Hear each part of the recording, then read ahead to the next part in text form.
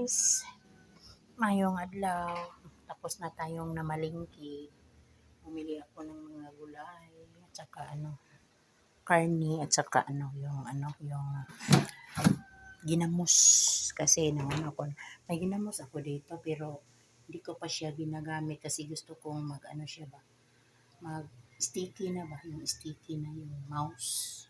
Oo, may tayo tamatis at saka ayun, bumili ako ng karne, hindi ako nakabili ng isda kasi mahal doon sa palengke. Doon dito na lang ako sa mga truck multicab, mga mura lang doon ang mga isda nila. Karne lang muna at saka yun yung binili ko at saka para sa tindahan din. At saka ito ngayon ang ating kasi nagugutom. Ito ang ulam natin ngayon.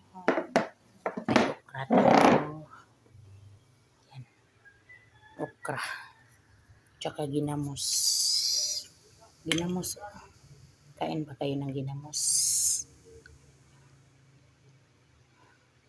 Ginamos. Sarap. Yummy sa okra.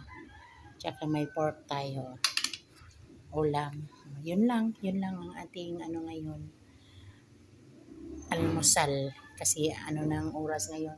Parang 9 na yata ngayon lang kasi ako dumating. So, thank you for watching and God bless ating lahat.